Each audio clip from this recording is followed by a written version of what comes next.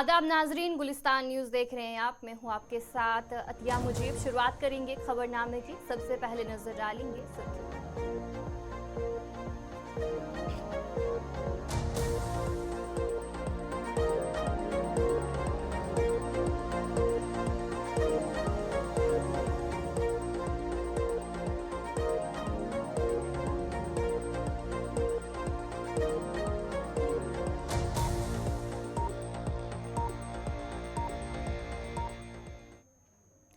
तो चलिए खबरें अब तफसील के साथ, जहां पर शुरुआत बड़ी खबर से करेंगे। जम्मू में कांग्रेस पार्टी का एक अहम इजलास आज हुआ है और जहां पर एग्जिट पोल के जो नतीजे सामने आए हैं उसके बाद लगातार हलचल देखने को मिल रही है। और वहीं पर आज जम्मू में जो एक कांग्रेस पार्टी है उनकी तरफ से एक अहम इजलास जो है वो किया गया और इस इजलास में तारिक हमीद कर्रा ने जो है उन्होंने सदारत की इस इजलास की। और जहां पर ज़राए के मुताबिक जो ये जानकारी सामने आ रही है कि हुकूमत साजी के हवाले से जो बातचीत है वो हुई है इस इजलास में, जो इजलास कांग्रेस पार्टी की तरफ से हुआ था और जहां पर इस इजलास की सदारत तारिक हमीद कर्रा ने की। और इसके अलावा ताराचंद रमन भल्ला समेत कई सीनियर लीडर जो है इस मीटिंग में मौजूद थे। और जहां पर एग्जिट पोल के नतीजों के बाद लगातार जो हलचल है वो जम्मू कश्मीर में देखने को मिल रही है सियासी जमातों की तरफ से, जो देखने को मिल रहा है।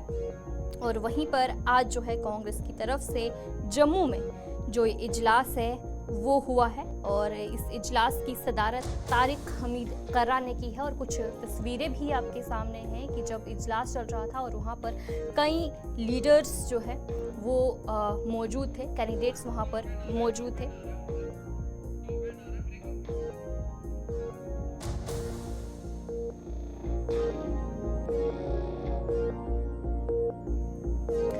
और इस इजलास में ताराचंद रमन भल्ला समेत कई दीगर सीनियर लीडर जो है इस मीटिंग में मौजूद थे। और ज़राए के मुताबिक बताया जा रहा है कि हुकूमत साजी के हवाले से जो है वो बातचीत हुई है और इस हवाले से भी जानकारी लेंगे कि आखिर इस मीटिंग में क्या कुछ खास रहा, क्या मीटिंग अभी भी चल रही है। और आज जम्मू के एक निजी होटल में जो ये मीटिंग है वो मुनक्किद हुई और जहाँ पर कई कैंडिडेट्स पार्टी के और उन्होंने शमूलियत इख्तियार की। और इसके अलावा जो हुकूमत साजी के हवाले से जो बातचीत है वो इस मीटिंग में हुई है और कई ऐसे मुद्दे इस हवाले से भी बातचीत की, इस हवाले से भी जानकारी देंगे। और जहाँ पर कल देखने को मिला कि जम्मू कश्मीर और हरियाणा असेंबली इंतखाबात के जो एग्जिट पोल है उनके नतीजे सामने आए और उसके बाद ही जो हलचल है सियासी जमातों में वो लगातार देखने को मिल रही है।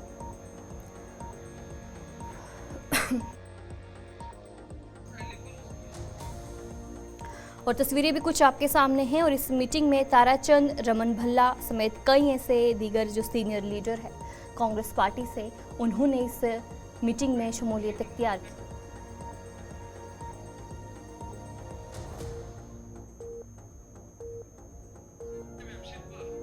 इसी पर हमारे साथ हमारी नुमाइंदा शिल्पा शर्मा ज्वाइन कर चुके हैं। शिल्पा, बताएगा कि आज जो एक कांग्रेस पार्टी की तरफ से अहम मीटिंग हुई, तो क्या ये मीटिंग अभी भी जारी है, क्या कुछ खास रहा इस मीटिंग में, इस हवाले से बताइएगा।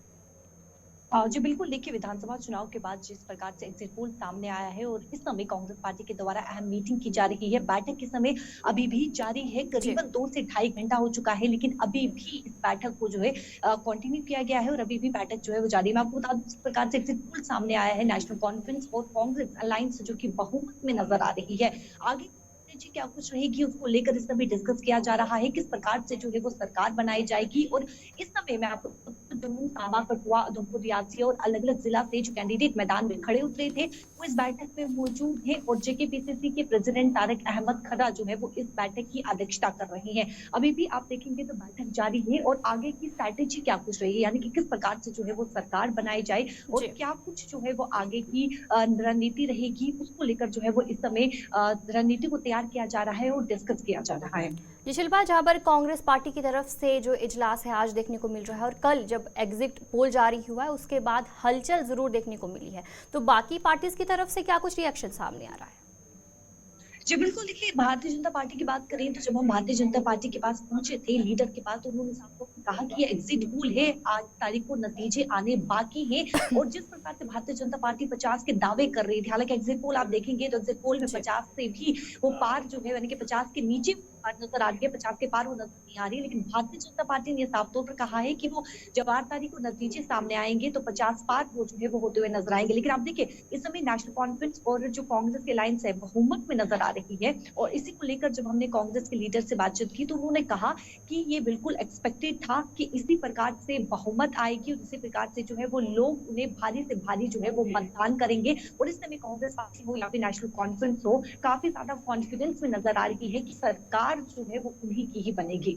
जी, चलिए बहुत बहुत शुक्रिया शिल्पा जानकारी देने के लिए। शिल्पा शर्मा आपको जम्मू से अपडेट कर रही थी कि जहां पर इस वक्त भी जो ये मीटिंग है कांग्रेस की तरफ से वो जारी है और इस मीटिंग में हुकूमत साजी के हवाले से जो अहम बातचीत है वो चल रही है।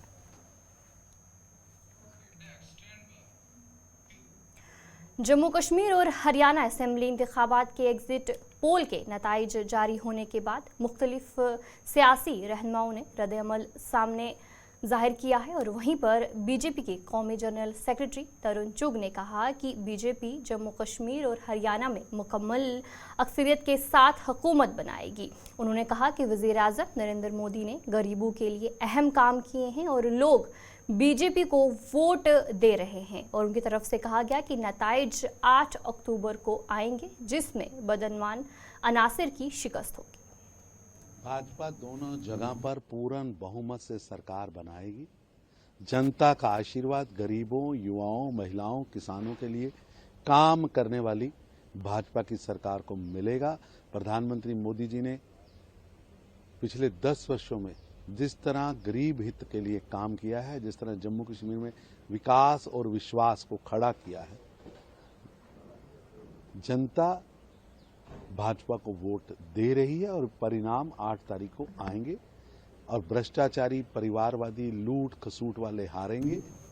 ईमानदार जम्मू कश्मीर असेंबली इंतखाबात के एग्जिट पोल पर साबिक नायब वजीर आला कविंदर गुप्ता ने कहा कि बीजेपी ने अवाम के लिए अहम काम किए हैं और सिर्फ बीजेपी की ही हुकूमत तश्कील होगी। उन्होंने कहा कि ये बात 8 अक्टूबर को नताइज के दिन सामने आएगी। भारतीय जनता पार्टी से former deputy CM Kavinder Gupta ji इस समय हमारे साथ मौजूद है।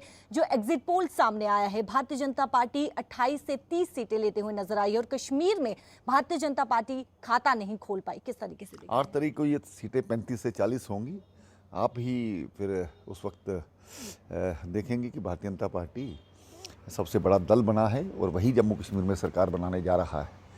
तो हमने अपने काम के आधार पर, विकास के आधार पर जो लोगों से किया है, तो उससे हमें पूरी उम्मीद है कि जो कोई भी सरकार हमारे बिना संभव नहीं हो पाएगी।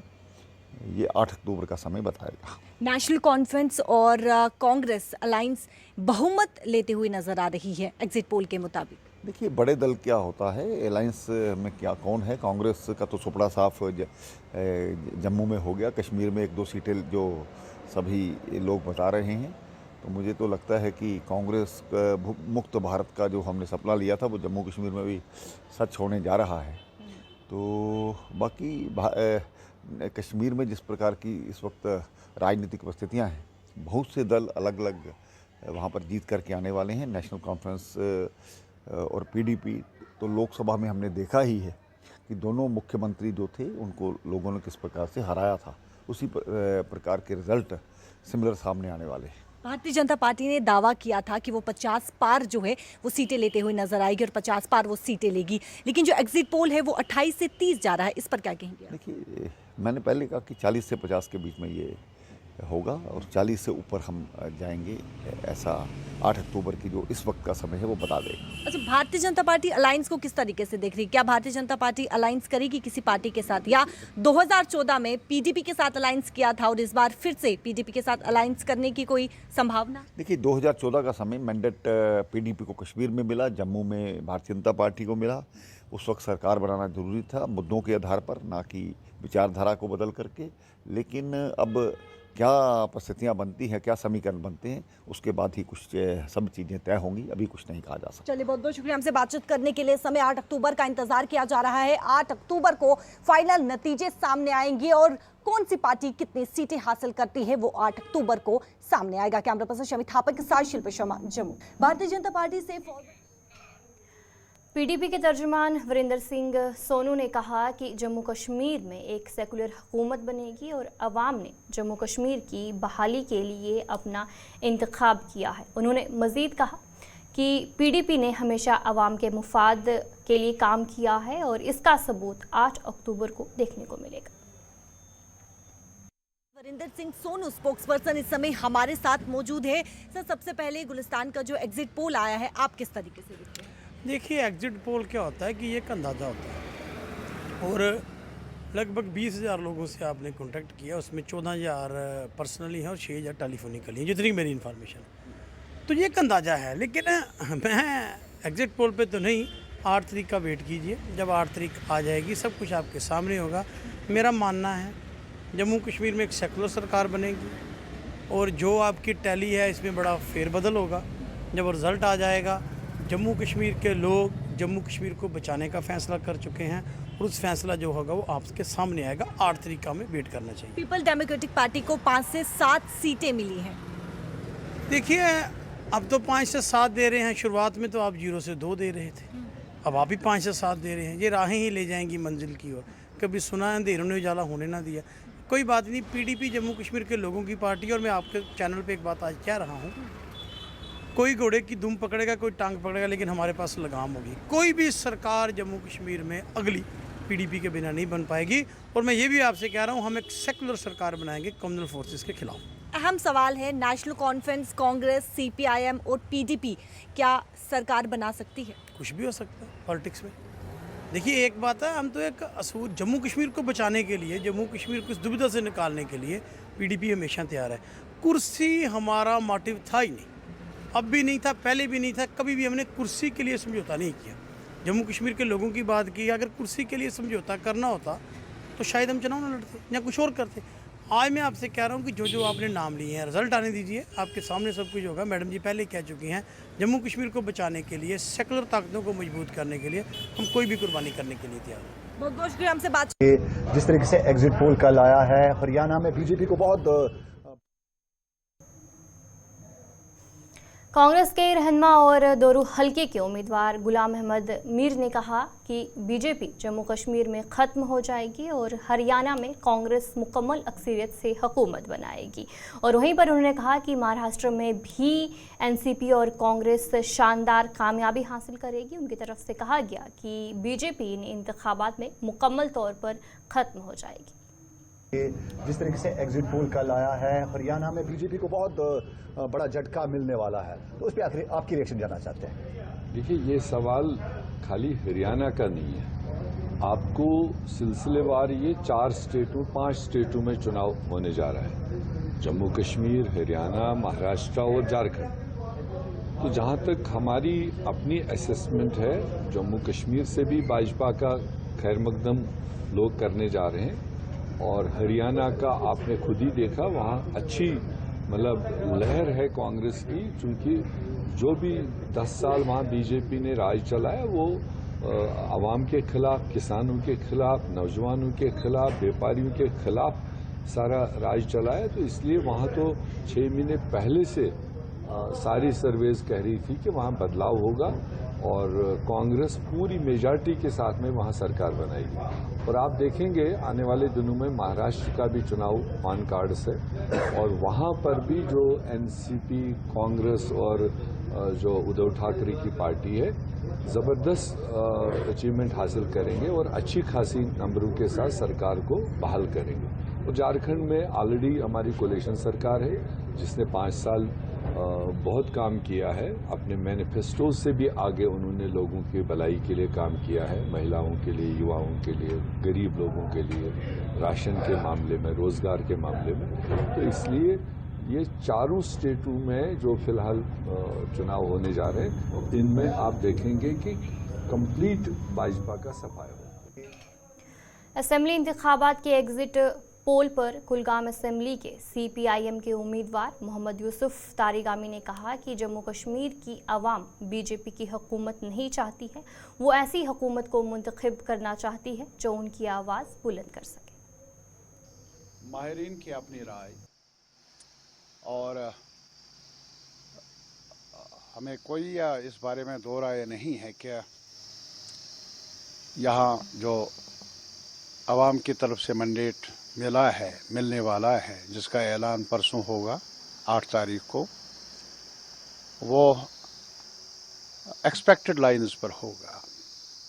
यही कि जम्मू कश्मीर के अवाम ये चाहते हैं, जैसा कि उनका वोटिंग पैटर्न रहा हमारे पूरे खिते में, जम्मू में, कश्मीर में, शहरों में, गाँवों में, वो यही है कि एक नॉन बीजेपी सेकुलर गवर्नमेंट बन जाए।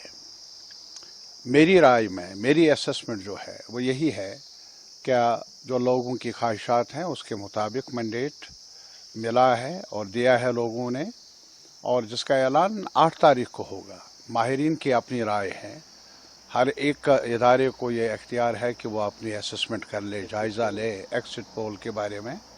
जो भी चर्चा है वो अपनी जगह पर, लेकिन हम इंतज़ार कर लेंगे। अब एक ही दिन बच चुका है, 8 तारीख को हम ऐलान का इंतज़ार कर लेंगे। और मेरी नज़र में ऐलान जो एक्सपेक्टेड लाइन्स हैं, जो आवाम की तरफ से आज तक गहमा गहमी रही है जम्मू में, यहाँ पर तो साफ जाहिर है कि वो चाहते हैं कि ऐसी सरकार बने जो बादाबंद हों, ताकि जम्मू कश्मीर के अवाम को राहत मिले, यहाँ के हुकूक की बहाली हो। सेकुलर जो इतिहाद बना है उसका पलड़ाबारी होगा।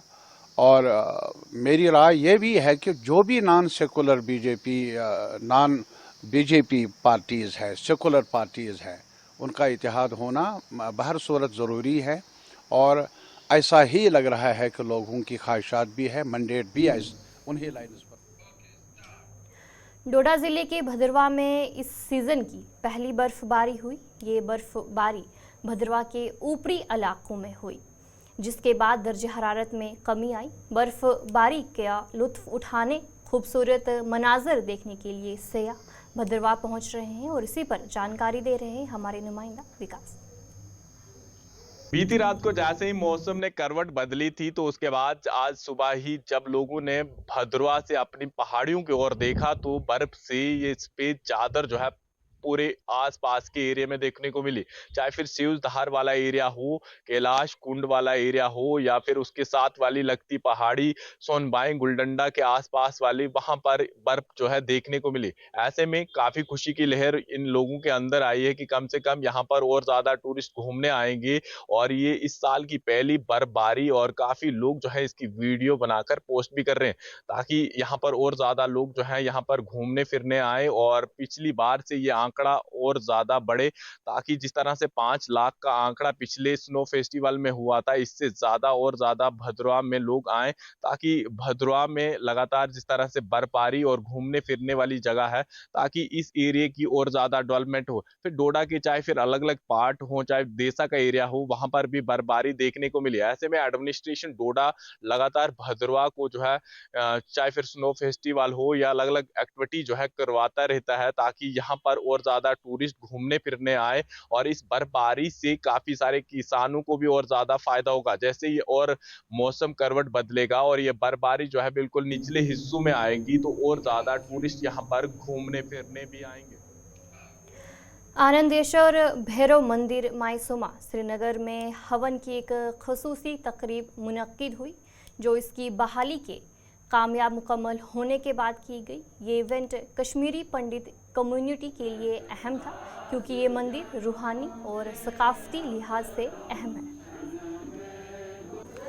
ये मंदिर आनंद ईश्वर भैरव मंदिर, ये मंदिर जो है ये आनंद ईश्वर मंदिर भैरव है। ये यहाँ मैसूमा में वाक़ा है। यहाँ पे आज हमारा हवन चल रहा है। ये हमने अंदर जो मंदिर है वहाँ पे थोड़ी सी कंस्ट्रक्शन करके इसको संभाल के अच्छी तरह से इसको करके आज इसका हमने उद्घाटन करना था, वो हमने कर लिया है। उसके उपलक्ष्य में हमने एक छोटा सा हवन रखा था और इसमें सब अभी वितरण होगा प्रसाद का। लोग आए हैं, आप देख रहे हैं, लोग बहुत तादाद में आए हैं, तो ये उसी के उपलक्ष्य में हवन हो रहा है आज। हम देख रहे हैं कि माहौल आप अच्छा है, बहुत अच्छा है, ऐसी कोई बात ही नहीं। कल हम 12-1 बजे तक पूजा पाठ कर रहे थे और आज सुबह 6 बजे से लगे हैं हम और अभी समाप्ति की ओर चाह रहे हैं, तो अभी वितरण होगा हमारा इसका प्रसाद का। तो ये हवन है, ये मतलब हमारे आस्था का विषय है। ये यहाँ पे अभिनव गुप्त आए हैं, बहुत पहले बहुत बार यहाँ के सेंट हुए हैं, तो उन्होंने यहाँ पे भैरव आराधना की थी, तो उसी के उपलक्ष्य में ये मंदिर है। बहुत प्राचीन मंदिर है। आप यहाँ बिल्कुल सुबह से लोग बहुत आए हैं हमारे पास, भी कुछ चाहिए तो नहीं, हम सारे आए हैं। पुलिस का अच्छा प्रोग्राम था, सारे मतलब CRP भी अच्छी तरह से देखभाल बार कर रही है। मेडिकल का भी प्रोग्राम अच्छा रहा, उन्होंने यहाँ पे एक डॉक्टर को भी तैनात किया है। सारा इंतज़ाम गवर्नमेंट की तरफ से भी अच्छा था। 45 बटालियन CRPF ने शहीद जबार सिंह कैंप सुंबल में इंटर बटालियन बास्केटबॉल टूर्नामेंट का कामयाबी इनेकाद किया, जो आज इख्तिताम पजीर हुआ। 4 से 6 अक्टूबर तक जारी रहने वाला इस इवेंट में शुमाली कश्मीर की 10 टीमों ने हिस्सा लिया और 177 बटालियन ने चैम्पियनशिप ट्रॉफी जीती। इख्तितामी तकरीब में बारामूला के DIG ने फातिहीन और 45 बटालियन को कामयाब इवेंट पर मुबारकबाद पेश की। होगा कि सुंबल में 45 बटालियन CRPF तैनात है और उनके तत्वाधीन में पिछले 3 दिन हो गए, 4 से 6 तारीख तक बास्केटबॉल इंटर बटालियन का आयोजन करवाया गया था। और इसमें नॉर्थ कश्मीर की जितने भी टीमें हैं CRPF की, 9 बटालियन हैं, 9 टीमें हैं और उसके साथ ही एक ऑफिसर्स की टीम भी थी। 10 टीमों के बीच ये मुकाबला हुआ और पिछले 3 दिनों से लीग मैच हुआ। लीग मैच के बाद सेमीफाइनल मैच हुआ और सेमीफाइनल के बाद आज फाइनल मैच 177 बटालियन जो कि सोपोर में है और उसके अलावा ऑफिसर्स की टीम, उनके बीच में फाइनल मैच खेला गया। ये CRPF में क्या होता है कि फ़ौज में गेम बहुत ज़रूरी होता है कि इनके एक तो जो है इनमें जो है शारीरिक क्षमता देखा जाता है और टीम भावना की बात होती है। और इस प्रकार से जब ये आपस में टीम भावना से खेलते हैं और एक कंपटीशन के भावना से खेलते हैं तो इनमें एक आपस में मेल मिलाप भी रहता है और जानकारी भी होती है कि आपस में कैसे टीम भावना से खेलना है। और सभी एक दूसरे इलाके में भी जाते हैं, जाके आते हैं, देख लेते हैं और एक दूसरे से भाईचारा। ट्रैफिक ट्राई ट्रस्ट ने सोपुर में क्रिकेट टूर्नामेंट का इनेकाद किया। इस इवेंट का मौजू पोटेंशियल यूथ अनप्लैन्ड ट्रैक्स था, जहां मुकर्रीन ने तुलबा को मुलाजमत के मौके, स्कॉलरशिप, रोज़गार स्कीमें और खेलों के बारे में आगाह किया। हमारे लिए बड़े गर्व की बात है और हमारे लिए सबसे बड़ी बात यह है कि हमारी बच्चियां पार्टिसिपेट ले रही है गेम्स में, तो इसलिए हम इनको अप्रिशिएट करने के लिए हर जो उनको फर्म मौका ये चाहिए, हर एक चीज़ मुहैया करना चाहिए इनके लिए। मैंने पहले ही बोला आपको कि इनके लिए जो सुविधाएं हैं जो उनको प्रोवाइड करनी है, हर एक स्कूल में जाके हर एक स्कूल के एडमिनिस्ट्रेशन को ये जो लाजमी होना चाहिए कि वो इन बच्चों की तरफ स्पोर्ट्स की तरफ ध्यान दें ताकि हमारी बच्चियां भी इस खेल कूद में शामिल हो सकें।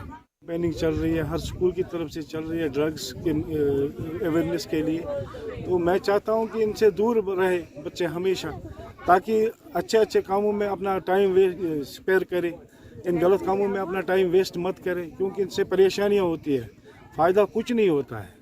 तो मैं इंशाल्लाह कोशिश करूंगा, हमारे इस मोहल्ले के भी हमने यहाँ पे ड्रग एडिक्शन के बारे में कैंप लगाने शुरू किया है, इंशाल्लाह आइंदा हफ्ते से शुरू हो जाएंगे। यहाँ पे आके इतना पॉजिटिव वाइब मिलता है कि हमारी बच्चियाँ आगे आगे जा रहे हैं। अगर आप देखेंगे कि हमारी सोसाइटी में एक स्टीरियोटाइप बना था कि that male can do better than females, but whence you are just organizing such type of events for girls, that's really enlightening and that's just breaking the eyes of ignorance. एंड ये एक बहुत अच्छा message है और बहुत अच्छा बच्चों के लिए एक एनकरेजिंग स्टेप की एक रिस्पॉन्सिबिलिटी है। In general all the schools को इंडिविजुअल लेवल पे मतलब मॉर्निंग असेंबलीज में या क्लासेस में बच्चों को बहुत ही अच्छे तरीके से इस चीज़ की इम्पोर्टेंस या उनके एम्पावरमेंट के बारे में अगर आप अवेयर करेंगे तो बच्चे आगे सामने आ जाए, उनका वो जो एक शाइनेस है वो ब्रेकअप हो जाएगा and they will just come on the forefront and they should just get some encouraging steps are really encouraging. Kulgam जिले में हफ्ते की शाम तूफानी हवाओं ने सेब के बागात को शदीद नुकसान पहुंचाया। किसानों ने कहा कि इस तूफान ने उनकी फसल को मुतासर किया है और अब बागबान अपनी मेहनत की नुकसान की तलाफी के लिए इंतज़ामिया से मदद की अपील कर रहे हैं। मे नाव यह मोहम्मद मकबूल शाह महमूदपुरा बह रोजान। मे अफसोस अख चीज़ अमिस किसानस क्या यह बेइज्जती कर, यह किसान क्या इग्नोर कर। किसानस गो पत्म लट सह नुकसान जन कम से कम हार्टिकल्चरन 70 to 60% मगर हुकूमतन गो न टस से मस आज तान कह जन तस किसानस तोर आज कह मुआवजह तमिक।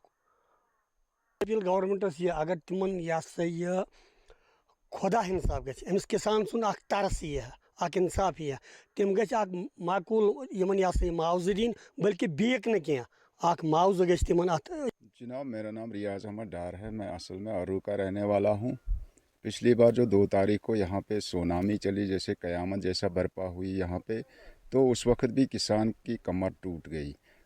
अभी क्या था, किसान ने सारा पैसा लगा लिया था खाद का, दवाई का, लास्ट हार्वेस्टिंग का सीज़न था, लेकिन अचानक से अल्लाह ताला की मर्ज़ी से जो मतलब तूफ़ान आया उसने किसान की कमर तोड़ के रखी है। मतलब 90% कम से कम उस टाइम नुकसान हुआ। तो गवर्नमेंट अभी भी टस से मस नहीं हो रही है कि किसान के साथ कुछ इंसाफ होना चाहिए। आधार कार्ड, अकाउंट नंबर तो लोगों ने। तो चलिए इस खबरनामे में इतना ही। अभी के लिए मुझे दीजिए इजाज़त और आप बने रहिए गुलिस्तान न्यूज़ के साथ।